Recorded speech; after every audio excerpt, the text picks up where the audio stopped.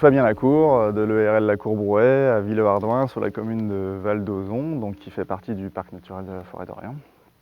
On est paysans sur une ferme de 120 hectares, en polyculture relativement classique pour démarrer. Et puis on a aussi une plantation de cassis où on produit du bourgeon pour la parfumerie et la pharmacie.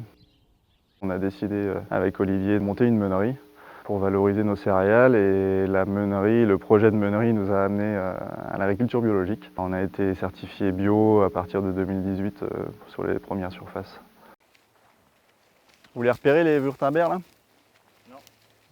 C'est toutes celles qui ont les oreilles un petit peu qui tombent. Ah ok, d'accord, ouais. Okay.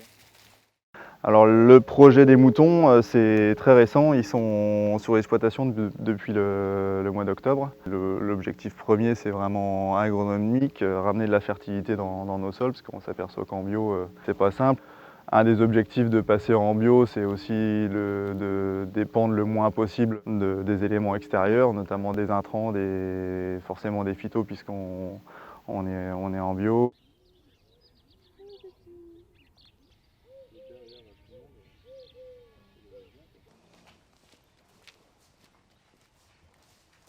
Je m'appelle Charlotte Degler et je suis agricultrice à Brévonnes.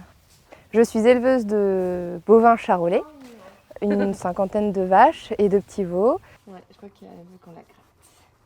Et on cultive nos terres pour l'alimentation du bétail et alimentation en local.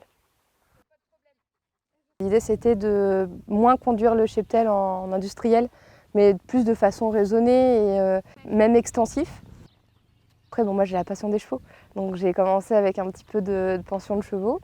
Et puis ce côté activité à la ferme. Je voulais ouvrir la ferme au public. C'est prolonger un petit peu l'activité du parc et du PNRFO. Ouais. Là, par exemple, l'activité on fait un ramène ta fraise, je ne m'imaginais pas le faire sans la maison du parc. Okay. Et Clément qui va montrer un petit peu les trésors de la nature qu'il y a au pied de la ferme.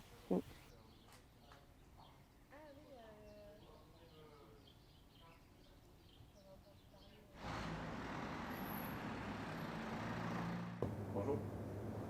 Entre, Daniel. Tous les produits charcutiers sont transformés à la ferme par notre charcutier. Le porc vient de chez Manuel Longuet, de Pézigodon.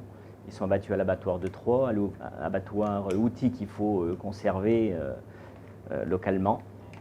Les carcasses reviennent à la ferme et sont transformées à la maison. Donc je suis Yannick Verhagen, je suis éleveur à Dienville, donc sur les territoires du parc. Je possède 120 vaches de race blonde d'Aquitaine. J'ai démarré en 2007 en ouvrant un atelier de découpe à la ferme. Donc sur place, j'avais un boucher qui découpait, et puis on a commencé par faire de la vente en colis. Nous commercialisons dans notre magasin que des produits d'agriculteurs locaux.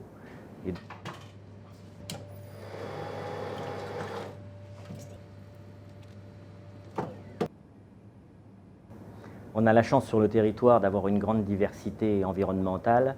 On a le lac, on a les prairies, on a les cultures.